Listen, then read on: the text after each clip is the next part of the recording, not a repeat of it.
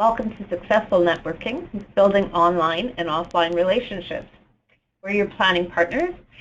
In front of you, you have our Twitter handle, and you can certainly connect with us on LinkedIn at Your Planning Partners Limited. And we provided you with 2 hashtags should you want to tell people about this webinar. So who are we? Here we are, Judy Hughes and Nick Hughes, your planning partners. We've been in business for over 30 years, and we've been in business together. We are not brother and sister, just in case you're wondering about the last name. We're husband and wife, and we do a lot of work with other couples as well.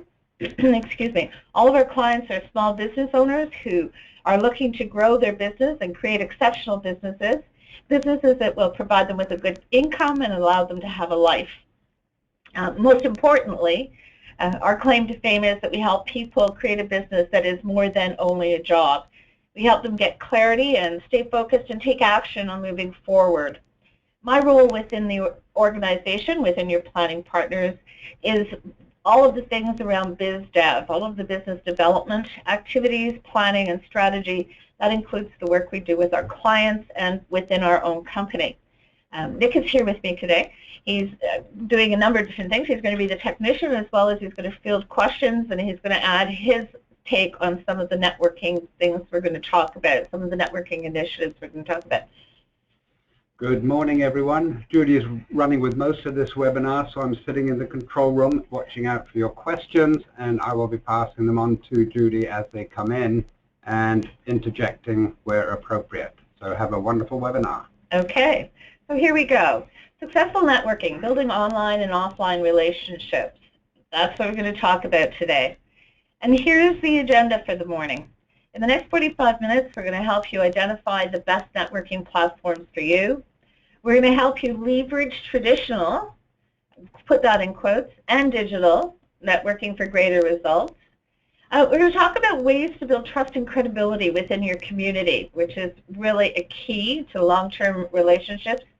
And we're going to give you some insight on systems and processes that will help you have consistent follow-up with all of your clients and prospects moving forward. So let's start with what is networking. So this is Ivan Meisner. Ivan Meisner is the founder of BNI. And BNI, for those of you who don't know, is the world's largest networking and referral organization. Ivan is also a successful entrepreneur and author and keynote speaker, and all of the stuff he does is around networking and business relationships. So this is his definition of networking. Networking is the process of developing and activating your relationships to increase your business, enhance your knowledge, and expand your sphere of influence or serve your community. On the surface, that sounds very complicated, so I'm just going to dissect it for a minute. Process, the word process is there because it's more than one step. Networking takes time. It's a number of different steps, and systems and processes are all part of it. Developing indicates that it's about nurturing, working towards something being more advanced. Activating means you're actually going to do something to make it happen. And relationships is what it's all about. You want relationships. It's not about who gets the most cards at the end of the day. Community, to me, is the big word. Networking is all about building my relationships and building my community. Whether it be online or in real life, networking is not about collecting the most business cards that you can in one sitting. It is not about creating a list of people who will not return your call or email because they don't know who you are. And it's not about selling somebody something right there in that first meeting. It's all about building relationships and building community.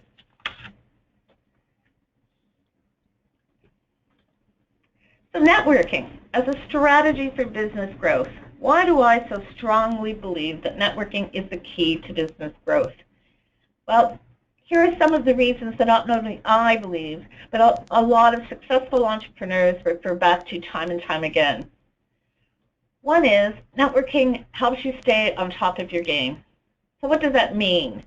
Well, on top of your game means that you know what's going on. You know what's going on in your industry. You know what's going on in your clients' industries. It tells you who the top players are. It lets you know what the trends are. If you're in business and you're building relationships, you absolutely need to know what's going on. Networking provides you with a source of connections. So this is not only connections as clients and referrers, this is also connections who can help your clients, who can help your business grow in other ways. It can give you a source of people who know people that you want to meet.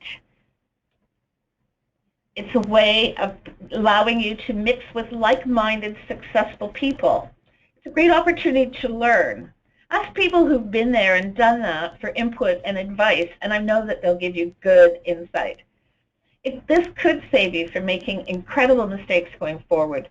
And I'm sure that everybody realizes that some of the best ideas are generated through conversation with other like-minded, successful people.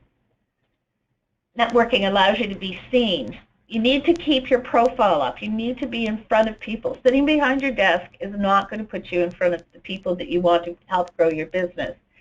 You don't want anyone to ever ask, gee, whatever happened to Judy? You want to be remembered. Networking also gives you great opportunities. Opportunities for joint ventures, for speaking, opportunities for writing opportunities. So an example there is often at a networking event, I will let people know that one of our big strategies is all around speaking. And where do they attend events, and how can who do they know that I could be in touch with regard to speaking? It's often happens that that's where they come from. Networking helps you generate high-quality referrals. So the referrals you get from people who know you and people who know your work and understand what you do are far more qualified than the referrals you're going to get even from search engine optimization. We have a lot of clients who are in IT and in web development, and they get a lot of tire kickers calling them from their SEO, from search engine optimization. When you get a referral, they're usually not tire kickers. They're usually on their way to becoming a client. And people buy from those that they know. People buy from people they know and trust. That's what branding is all about. So if people see you in action, they are more likely to buy from you much more quickly. An added bonus that happens is that you will, in fact, make some friends, by the way. That's not the main goal. Okay, so we work with a planning model called the Strategic Focus Marketing Map. And as a means of walking you through how we recommend leveraging online and in real life networking, I'm going to walk you through our marketing map today. Our marketing strategy, all of our marketing strategy starts with traditional networking. I've started to refer to it as in real life networking. This is a term that's been coined by Dave Delaney in his book New Business Networking, which I highly recommend, and we will include a link to his book in our follow-up email to you. It's full of incredibly good references to tools for online networking and for in real life networking. So everything we do starts with real life networking. So how do we make that more strategic? It's all very well and good to go networking, but it's not, networking takes a lot of time. It costs a lot of money. You don't want to be hanging out in the wrong places all of the time. So how do you make your venues be more strategic? Well, where do you go? Well, you start with, who do you want to build relationships with? Who do you want to meet? If you have corporate clients, you don't want to be hanging out in small business forums. You want to start with what would be of interest to your community. So when you're thinking about where do I want to invest my time and money in real life networking, think about what are your clients doing, what aren't your clients doing, what kinds of things are they investing their time in. Our clients, for example, typically are not attending formal networking events. They tend to attend more things that are around learning opportunities with speakers in their own industry or in small business growth industry. However, I do attend some formal networking events, because there are people there that I've got really deep relationships with that are really good referrals. So first thing to consider is, who do you want to meet? Who are the people who you want to build relationships with to grow your business? Okay, so here's some rules of thumb. When you're planning your networking year, when you're looking forward in real life networking as a strategy, remember that you want to find at least one networking group that you can become a member of. The reason for that is because I'm a firm believer that if you can walk into the room and you know 50% of the people there, it's a really good networking event. And the reason for that is because you truly are building relationships if you're seeing people regularly, and if you're sharing experiences and you're sharing information about what you do and how you can help. Another really good place to be doing networking is industry related. We have a number of clients, as I mentioned, who are in IT. So any events that are in IT, I like to look at and consider as an opportunity. However, it has to be somewhere that's of interest to you or of interest to me. So I'm not going to go to an IT event that is all about programming, because that's of absolutely no interest to me, and everybody there is going to recognize that I'm simply there for self-serving reasons. You can also, actually another good industry related I just thought of is one of our clients is in recruitment, and she recently attended a recruitment conference that was teaching her about the software, the key software to help her grow her business. And while doing that, she of course met a lot of people that might be perceived as competitors. However, it turns out that there were a lot of people there who are friendly competitors and are more than happy to refer people to her for business because it's not work that they do. So that's another example of your own industry. Somewhere of interest to you, it could be your alumni, book clubs, personal causes. We have a number of people who sit on boards, and there's no better way to find out a person's ability and skills and values than to actually be working with them on a board. And where else do you go? Well, do your research. There is so much going on, particularly in the GTA. All of the information is available on Google. You go digital, really check it out. Start by Googling networking events in GTA, then by industry, then by interest. And a really, really important one is ask your clients, where do they go? Ask your peers, what are they finding? How do they like it? What's worked for them and why? Just for those attendees who are not from the quote GTA, that's short form for the Greater Toronto Area. Thank you. That's right. And as a part of that, the whole thing about being in the right place, don't worry about being in the right place. You'll just keep going out there and talking and meeting, and you'll eliminate places, and you will find places simply by asking people. Okay, so this is one of the ways to make things more strategic and be in the right place. So how do you leverage digital to prep for in real life networking? And it's digital has made it so much easier to do your homework before an event. And homework is so critical. It's like the most important. So let's start with researching members, attendees, speakers, sponsors, and organizers. Sounds like a lot. I'll give you a really good example just to get prepped for this webinar today. Yesterday I sort of Googled some things that are going on in Greater Toronto Area, and I came across Toronto Midtown Business Association. That's, for your own reference, it's thetmba.com. And they're having an After 5 event on October 27th, and it's a beer and wings night. I thought, hey, I love beer and wings. I don't love going out in the evening, however. So, however, the beer and wings were calling. So I looked a little bit deeper, and I realized they don't have a speaker, which isn't a good sign for me because I like to be at events with a speaker, as do my clients and as do our prospects. And I'm not great at mix and mingle events. They're not my favorite. So from there, I went to the members listing to see who is in their membership, what kinds of people are part of their regular group. And I realized that a lot of their membership are professionals, which is great. However, there weren't a lot of small business owners.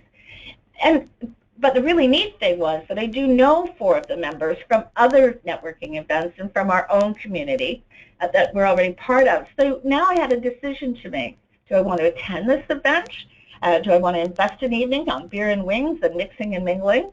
And I really had to debate. Well, I made the decision to contact the people that I know in the membership and get their input before I make the decision. So that gives me another touch point, gives me another really good reason to be in touch with those members. And again, it keeps me in top of mind for them. So really do your research. Sponsors are great because sponsors have a vested interest or they wouldn't be doing sponsorship. Get in touch with them, find out if you can do anything to help them. Can you be sending anything out to your mailing list? The organizers, same thing. Get in touch with them, ask them if they need anyone to help at the door. People are always really, they'll remember you. At the very least, if they don't have somewhere that they want to work with you, they'll remember you. And speakers are great. Reach out to a speaker and tell them how much you're looking forward to hearing their talk. So that's one part of research. The other thing to leverage digital is to participate in conversations. So when you go online and you identify an event that you're going to go to and attend, see if they've got hashtags. See if they've got a LinkedIn group. If they've got either of those things, start following those conversations digitally, start to participate accordingly. Always participate with valuable information. Don't just sell yourself. But it'll give you an idea of what's going on and what the membership does. And a lot of the organizations now do have LinkedIn groups that are open groups, and they have hashtags, and they have Twitter handles. Let people know that you're excited to be attending. This you can do online, and I'm going to show you, I found this great example. This is somebody I know, and this is what she had posted on a LinkedIn that said, forget the hot weather, come and chill out at the Hot House restaurant this Thursday for a first after summer breakfast meeting at Cowie, and so on. So I happen to know this person. I eliminated their name for confidentiality reasons, and it really was engaging for me because I thought, gee, if she's going, perhaps I should be going too. So let people know that you're excited about attending. And another way you can use leverage digital to prep is connect with people before the event. When you know that people are going to be attending, reach out to them, connect with them, let them know that you're looking forward to being there and that you're hoping that you'll have a few minutes to chat, that you're hoping that you'll have a few minutes to catch up on what's been going on for them and to share a little bit about what's happening for you. So those are a few ways to leverage digital to prep for in real life networking. So during the event, so when you're at the event, you don't want to be just handing out cards left, right, and center. You want to ask questions and listen to the answers. Think to yourself, how can I help this person? So I often have people say to me, but I'm not good at small talk. What are the questions I can ask? So let me give you a few examples. Ask somebody why they're at this event. What's attracted them to this event? Are there other networking venues that they're attending? How long have they been in business? What are the hurdles that they've faced? Who is their ideal client? Because perhaps you can help them with that. What are the current trends in their industry? Really, one of the ones that I often use is, what book's on your bedside table? And I get the strangest responses to that, by the way. The definition of an expert, according to my grandmother, and I've always remembered it, is that an expert is a person who asks more questions and asks the right questions rather than gives a whole bunch of information and answers. So, as I said, you want to say, how can I help? Coming back to the book for a moment, if somebody's got a problem in their business, if you can make a suggestion of a book or a website that might help them, then this is the next step. Is you say to them, if you could please give me your business card, I'd be happy to send you the link to the very best book I know of that could help you with that. Take notes. Taking notes is critical. You won't remember it all. People will respect you for taking notes. They will think that you're really paying attention. And you can when you take notes, you're able to delegate some of the follow-up later on. You can't delegate what people don't know. Get permission to follow up. So often I will say to people, I would love to stay in touch with you. May I follow up with you after this event? May I have your business card, and I'll follow up in the next couple of days. When you do, and I've asked for the business card, always start your follow-up with, as promised, I'm following up with the links to the books I mentioned, or as promised, I'm following up to let you know whatever information it was you promised them. The words like as promised are words that are full of trust and credibility right from the beginning. The ask a tweet away. A lot of the places will have a hashtag. It'll be posted on the walls. I know that the Board of Trade in Toronto, all of their events always have the hashtags. They encourage you to tweet away about the event. And when you do that, you're immediately participating and you're immediately getting to be in front of and part of other people who are at that event, and they will seek you out. So a little story I'll tell you here is that the very first time I went to an event that had a Twitter wall, which is everybody in the event is tweeting, and those tweets are being shown up on the walls around us. The very first event I went to, I recognized the name of one of the people who was actively participating in this Twitter wall.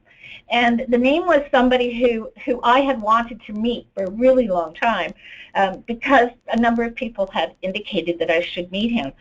So at that point, I knew he was in the room, and I wanted to meet him. So I direct tweeted him. So I tweeted a direct message to him.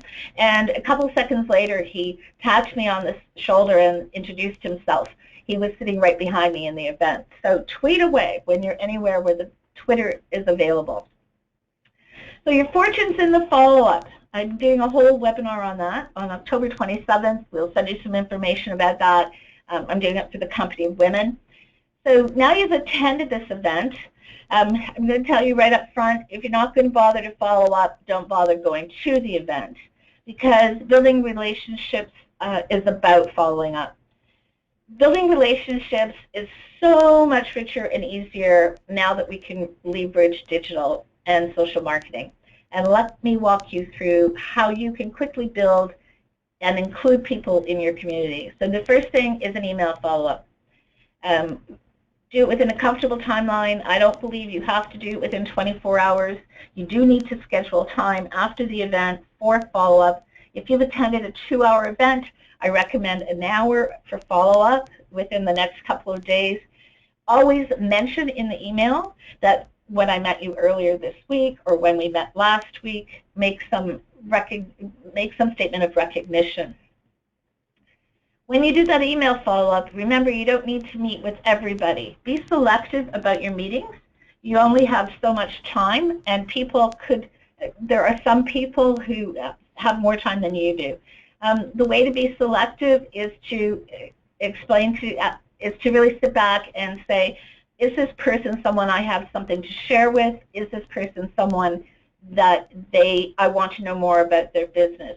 I will add to this that your initial introductory meetings, I do all my introductory meetings as phone meetings because of time. If after the introductory meeting we both feel that it's a really good idea to get together, then I will book the first session or first meeting with that person, that first face-to-face meeting. Again, selective meetings are about, can I help this person? What do I have to share? A really big and important thing that you're going to see in a minute as I walk you through the rest of our marketing map is invite people to be on your mailing list. Your mailing list is your key communication vehicle. It's the thing that's going to help you stay in touch. We're going to talk about this a bit more in a few minutes, but you want to invite them to be on your mailing list. People will usually say yes. They have the opportunity to opt out, but you do want to do a formal invitation, and I'm going to show you an example. The other thing is connect with them. Now, in our case, I'm saying LinkedIn and Twitter because those are the key platforms for us. Those are the key platforms that we're participating in. if your clients are Facebook, if your clients are Pinterest, then those are the places that you want to be more active. So the examples I'm giving relate to us. So right after I've met people, I will connect with them on LinkedIn. I will follow them on Twitter. We currently aren't on Facebook. We will be next year, so we would probably do a Facebook like, etc. And the reason we're not on Facebook right now, until recently Facebook has been very consumer-based, and we are a business-to-business company. But that is now changing. Absolutely, that's right. Okay, so do what you say you would. That's like so important. If you're at an event and if you say to somebody, I will send you the name of someone to help you with your virtual assistant work, then make sure that you do that. That in and of itself will help you gain credibility with that person who will remember that you did what you said you would do. Okay. And last but not least is, well, actually there are two more. Set a trigger date for your next step. If you have a CRM, use your CRM capabilities. I don't use a CRM, so I put my trigger dates right in my calendar. My trigger date will say follow up with Fred, and it will give me a note as to why. It's really important that if you tell someone that you're going to be in touch with them at the end of January, you make sure that you do that. And another way is so much easier with digital, is go in, sign up for people's blogs. If you're interested in what they're talking about, comment on those blogs, comment on their postings on Twitter, participate in their community, invite them to be part of your community. That's so much easier now than ever before to get involved and to be recognized for your intellectual property and for the value you can bring to those relationships. I have a question for you here. Someone is asking, you just mentioned you do not use a CRM. Could you explain a bit more as to why that is the case? Oh, interesting question. Well, the reason I don't use a CRM is I haven't had a need for it. I've considered a CRM. I believe that for my business development and the work I do, that Outlook has until recently has certainly been able to support my needs. Secondly, I use another marketing tool called the Top 20, and that is a form of CRM. And I just haven't found one that works for me. We do have a few clients who use Insightly and a few clients who use Salesforce and a few clients who use Infusionsoft. I understand the value of them. I just don't feel that I need it. I've been able to stay on top of everything. Thank you. Okay. So back to the strategic focus marketing map, and what are we really talking about here when we talk about leveraging all of our networking? So here we have in real life networking, we've added the social platforms on the left. In our case, as I said, LinkedIn, Twitter. We do have some other social platforms, but those are more for search engine optimization rather than community building. And we have our mailing list, which is a key component of the way we build community and build relationships. So let's look at how the leveraging part works. Here we go. So I've attended an event, and as I said a moment ago, first thing I do is I email that person, I request the opportunity to have them on our mailing list. The arrow is going to our mailing list. I follow them on Twitter, and I invite them into our LinkedIn community, and 9 times out of 10, people will reciprocate. They will join your LinkedIn community. They will follow you back on Twitter. Now, I'm going to tell you a little secret here, and that is that I don't do most of this. I personally do not do most of what I am talking to you about right this moment. Most of this is delegated to Rebecca, who works in our office, who's our assistant, and you too can delegate most of it by setting up systems and processes to make that happen. I will, as we move forward, I'll show you a little bit more of that. But when I get back from a networking event, Rebecca actually does my LinkedIn connections, and she actually does the Twitter follows. They're personalized, and I'm going to show you how we make that work. Okay, so this is a follow-up email. This is how we make it work. This is a follow-up email template, or an example of a follow-up email template. I have several of these templates sitting in our draft emails. I probably have about 10 of them for different circumstances. And as you can see, the concept is that you have an opening paragraph, which is where you really do personalize it. The example I put here is, it was great to share a table with you at Cowie last week. Sometimes I will actually make it much more personal. It could be somebody that I had a really good conversation with, and I really wanted to reiterate something about that conversation. This paragraph right here is standard. This paragraph goes into every single one of the emails. And then I have a personalized closing sentence. And the personalized closing sentence is always making reference to a next step. It could be that I don't want to get together with this person face-to-face at this point, so it's simply a case of looking forward to our paths continuing to cross. Or it could be, I really would love to get together, here are some dates that work for me. This paragraph in the center, which is the explicit consent paragraph to add to your mailing list, is really, really important. And that's the one that gets carried over everywhere. By having these templates, I cut my follow-up time, my personalized follow-up time, down in half. So create templates for yourself, keep them in your drafts, keep them personal because it's about building relationships, but it's also about having a process that allows you to do that. So here's an example of our LinkedIn connection. This is a fictitious person. I actually don't know her, so I hope I didn't push send invitation, because I don't invite people to our LinkedIn community unless they're people that I actually know. So this piece would actually be, I create it once, and then Rebecca will carry on and do the rest of them if I have 5 or 6.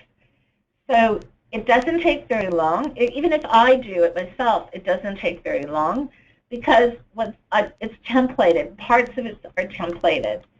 So another big piece of this, though, is please never, ever send the LinkedIn invite that says, I want you to join my LinkedIn.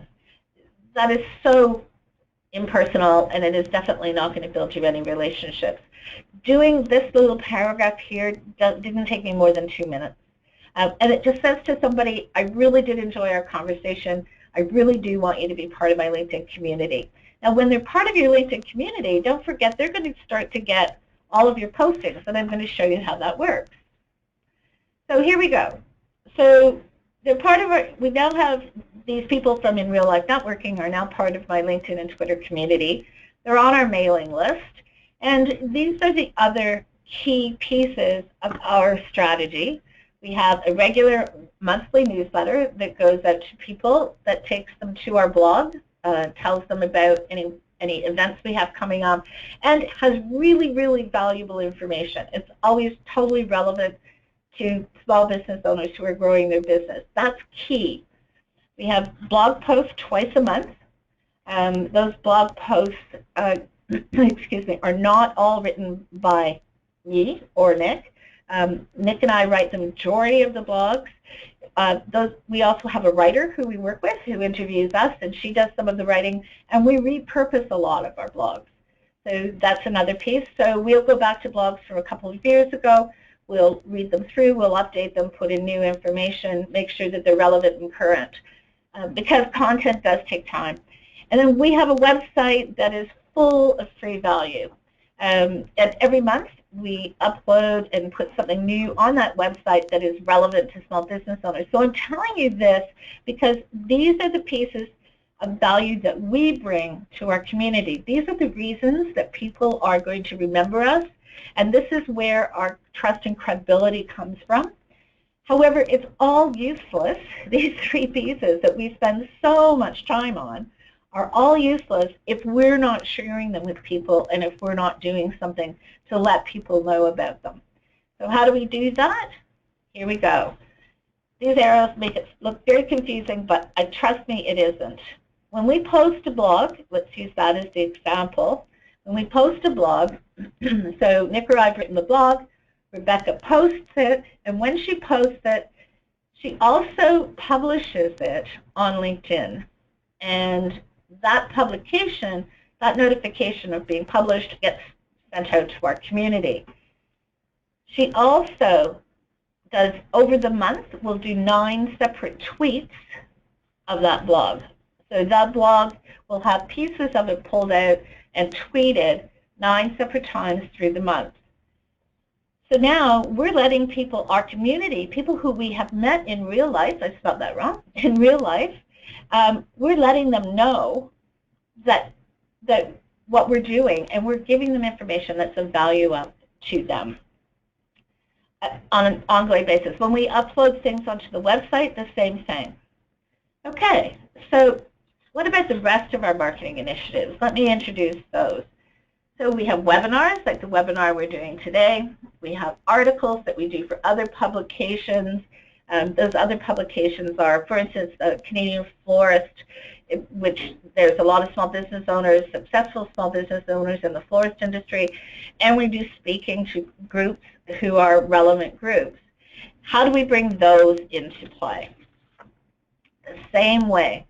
We make sure that every time we publish a webinar, every time we publish an article, we have any speaking coming up, we ensure that we're making a point of pushing it out there, letting that news go out to our community. Remember, it all started right here with in real life networking. Those people, I've already met them face to face, so when they get a newsletter from us, chances are they're going to open that newsletter. They're going to read what's in there. We have a really, really high open rate. We use Constant Contact for our mailing list. There are lots of others. There's MailChimp, which is free, and I'm sure if you Google, you'll find a number of others. The fact is our open rate is always between 32% and 42%, which for our industry is high. And the reason for that is that the people who are receiving our newsletter have met us at one time or another. We're building a relationship with them. So our newsletter is a further engagement in that relationship. I just want to add here, MailChimp is free for a certain number of emails. It's really high, though. It's about 1,000. It has a free and a paid version. Yeah, the free one is about 1,000, I think. And but the paid one has other advantages. But the free one is a good place to start for sure. Yeah, as we've always say, don't avoid free, but be wary of free, because you should look at the paid version as well, because it might have features that you really need. That's right. And I'm going to also add that part of the way we do this, and I'm really all about trying to create processes and systems to do the marketing pieces that don't require your skill, and the pieces that take away from where your strength is. So we use Hootsuite. Actually, Rebecca uses Hootsuite. I do as well. But Rebecca does all of our Twitter postings, our LinkedIn postings, our participation in LinkedIn groups is all done through Hootsuite. That means that we can actually pre-schedule everything beforehand. Again, Hootsuite has a free version and a paid version. We've gone with the paid version, so you can check that out as well. The reason I mention that is that if you're going to build relationships, it has to be you and your values and your business beliefs that are being sent out there to the digital world. Because when you meet those people in real life, you want them to know more about you.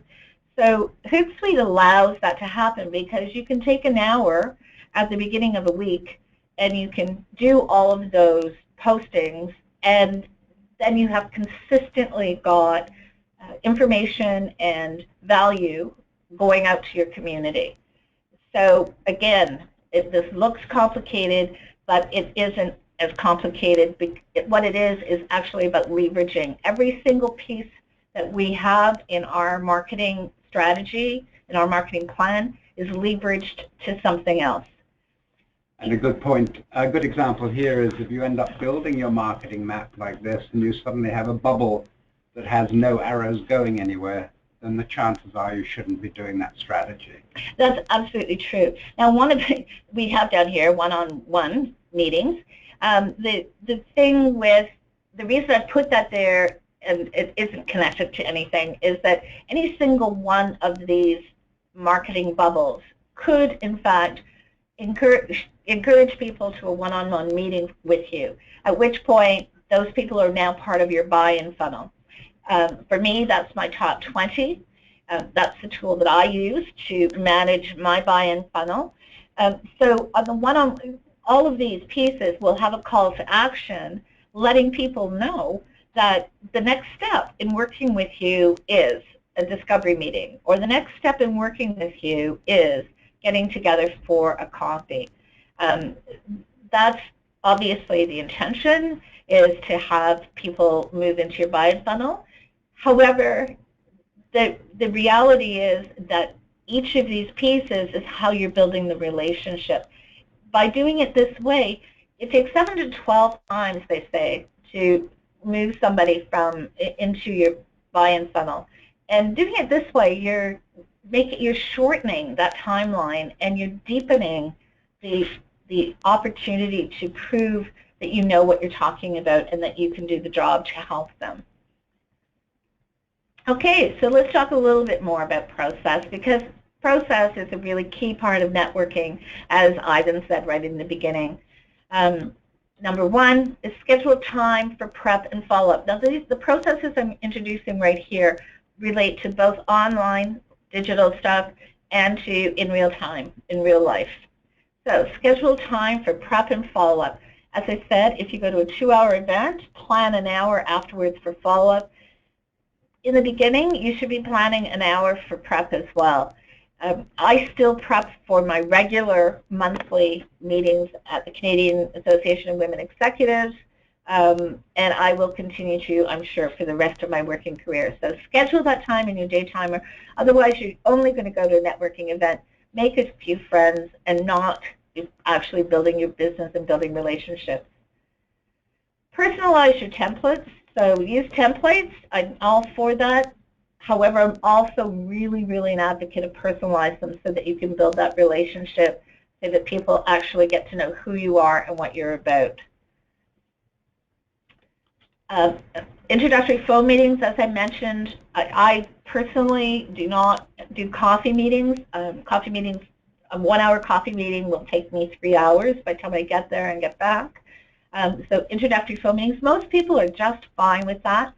Before that introductory meeting, do your research. Get online, make sure you check them out on LinkedIn, you follow them, you've done all of the right things so that your conversation is much more meaningful and so that you're able to bring much more value to that conversation.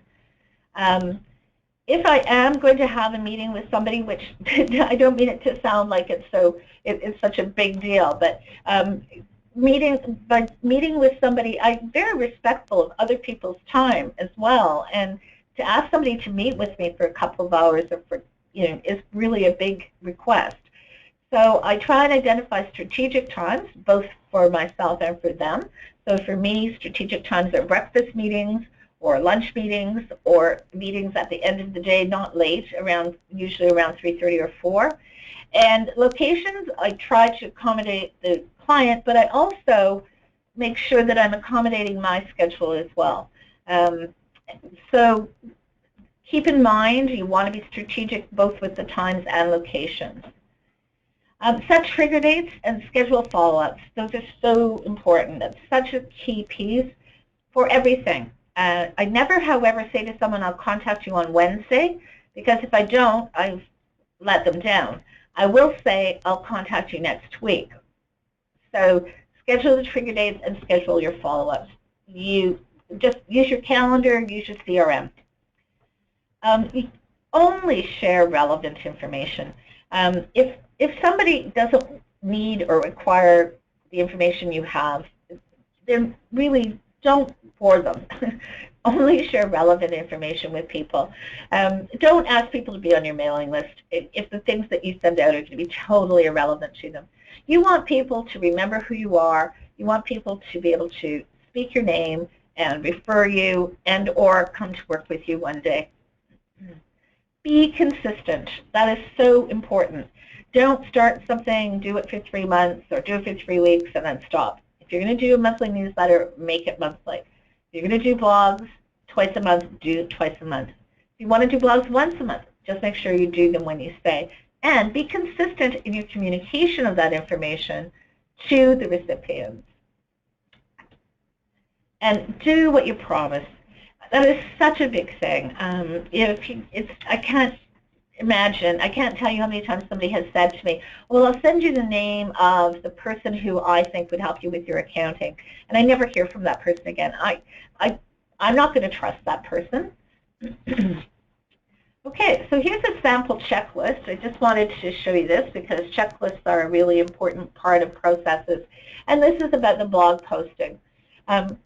So the main task here is post the blogs on our site with social sharing so that people can share those. And then following that, this is Rebecca's checklist. So she publishes it on my LinkedIn, a current blog. She publishes a past blog on Nick's LinkedIn. She posts a blog on the YPP LinkedIn, the current one.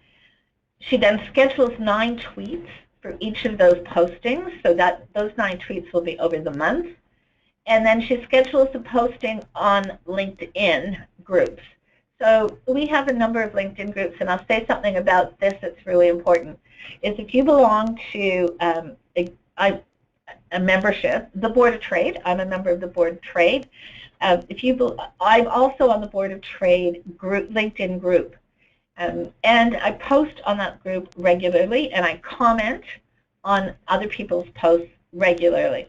Because by the time I go to the next Board of Trade event on September 21st, I know that people that I have participated in the conversation with are going to recognize me, they're going to know something more about me, and I will have helped them in some way or provided them with some relevant information before they even meet me on September 21st. So if you're a member in a group, or if you regularly attend an industry association or any other networking group, be sure that you also look to see if they have a LinkedIn group and participate, be active in that group. Even if you don't get people commenting on your stuff, at first it's kind of sort of, you get really a little bit sort of caught off guard because it's like, why isn't anybody commenting? Don't worry about that. People are reading it. And I have sat down at tables at luncheons and people say, oh, I read your such and such. You know, I read the article you posted about how to build a successful business. They didn't comment, but they knew who I was and they knew what I stand for simply by my participation. Okay, so overall, one of the big things for me is make networking a lifestyle. And when I say networking, please understand I'm meaning both digital and in real life.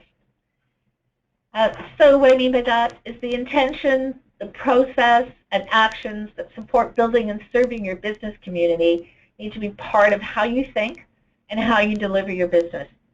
So whether this be a formal networking event, such as the Board of Trade, networking, breakfast networking, whether it be a professional development event, such as a learning opportunity where there will be other small business owners, if you're connecting on LinkedIn, if you're posting a tweet, attending an industry show, anything you're doing, ask yourself, how can I help this person?